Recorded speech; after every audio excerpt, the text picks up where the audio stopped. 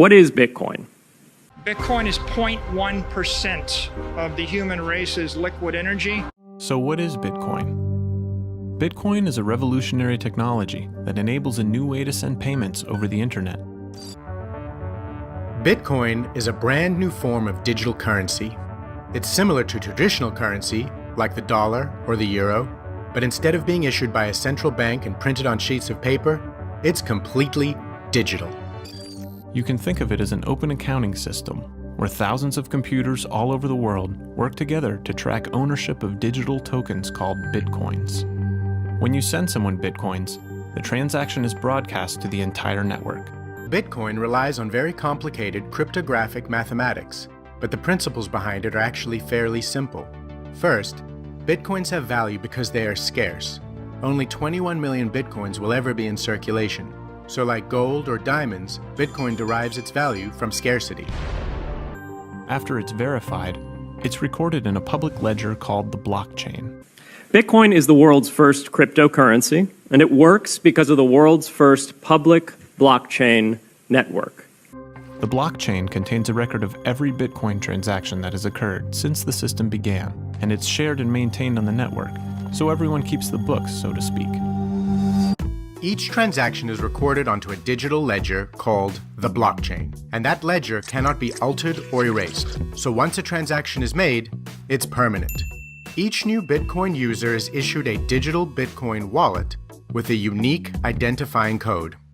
One individual can send Bitcoins to another individual instantly with the click of a button, and that change of ownership is simply recorded onto the end of the blockchain. In fact, every Bitcoin transaction ever made is on the blockchain right now.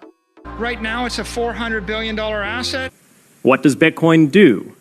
It's simple. Bitcoins are created by a simple piece of open source software, originally released in 2009, that uses a series of rules and mathematical algorithms to generate digital units of money called Bitcoins. It lets you send and receive value to and from anyone in the world using nothing more than a computer and an internet connection. Bitcoins can be transmitted digitally over the internet from one individual to another from anywhere in the world. Most currencies are issued by a central authority that controls the money supply. Bitcoin is a peer-to-peer system, so there is no central authority. Instead, Bitcoins are issued to users who help process transactions in the network. This is known as Bitcoin mining. 99.9% of the world doesn't get it. That means you're still early. Now, why is it revolutionary? Because unlike every other tool for sending money over the internet, it works without the need to trust a middleman. The lack of any corporation in between means that Bitcoin is the world's first public digital payments infrastructure. Bitcoin miners are specialized computers that do the work required to verify and record transactions in the blockchain. As a reward for their work, the miners earn Bitcoins, and this is how new Bitcoins are released into circulation. Right now, there is a vast network of computers around the world simultaneously running Bitcoin software, creating new Bitcoins and trading Bitcoins across the network. Each Bitcoin is unique and cannot be copied or destroyed. The system is programmed so that only 21 million Bitcoins will ever exist, and as time goes by, the mining reward decreases. The result is a predictable supply that's governed by scarcity, making Bitcoin somewhat like a digital gold. And by public, I simply mean available to all and not owned by any single entity. Now, we have public infrastructure for information, for websites, for email. It's called the internet. But the only public payments infrastructure that we have is cash, as in paper money. And it only works in face-to-face transactions. When we have a borderless digital money supply that doesn't recognize geopolitical boundaries, I think there will be a sort of social, cultural collaboration and freedom that we haven't seen before. You can plug in yourself, your company, your organization, your agency, your product, your service, your family, or your ideology. Before Bitcoin, if you wanted to pay someone remotely over the phone or the internet, then you could not use public infrastructure. You would rely on a private bank to open their books, and add a ledger entry that debits you and credits the person you're paying. And if you both don't use the same bank, well, then there'll be multiple banks and multiple ledger entries in between. Unlike writing a check, we don't need a bank to verify a Bitcoin transaction because each Bitcoin transaction is automatically verified by the Bitcoin network. It's a technique called distributed consensus. Basically, the network of Bitcoin computers across the world looks at every transaction and comes to an agreement of who transacted what and when it happened. Then that transaction is recorded to the end of the blockchain ledger. Bitcoin's a union. The union gets more powerful as more people join. With Bitcoin, the ledger is the public blockchain, and anyone can add an entry to that ledger, transferring their Bitcoins to someone else. It's just a completely revolutionary new financial system. It's going to make things more fair.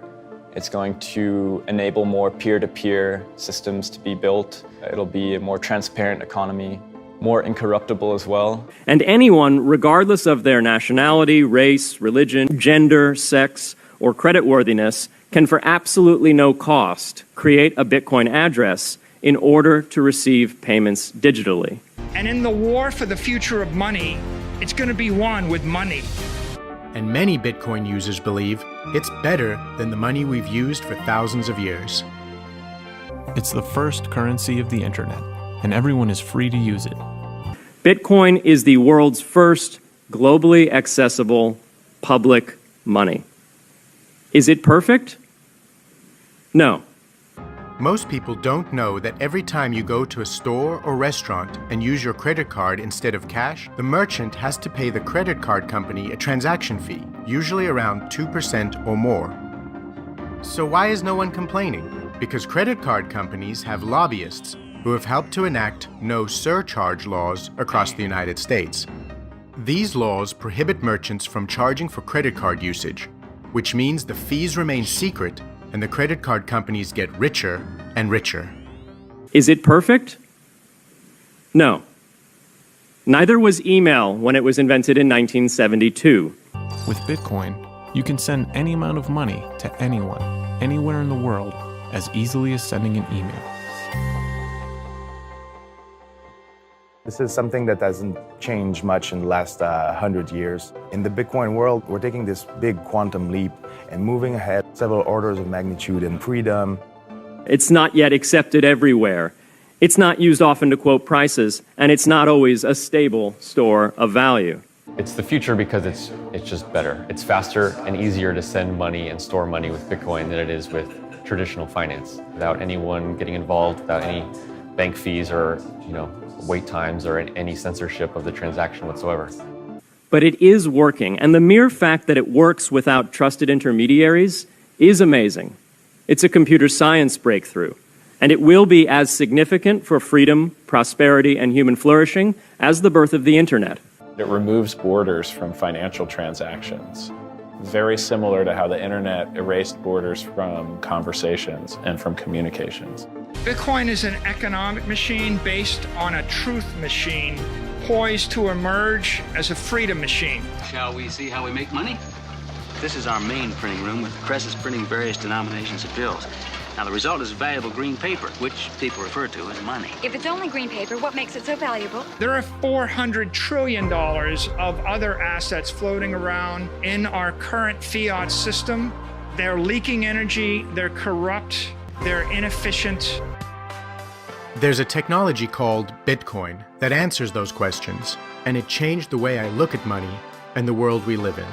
If some form of structure can take away your property or your wealth, you're gonna be stranded. Being financially independent and not being subject to a third party's power is one of the most freeing things in the world. The ability to keep property and keep wealth is a huge step in your freedom. It's the best choice we have to save our civilization and realize the ideal world envisioned by Ayn Rand and the objectivist movement. We would have never been able to imagine social networking taking over our lives and changing the way we fundamentally communicate with another individual. And we wouldn't have imagined how Twitter could essentially start a whole movement of people in the Middle East. We just would not have imagined that the internet was capable of doing that, and yet it was. It is our best hope.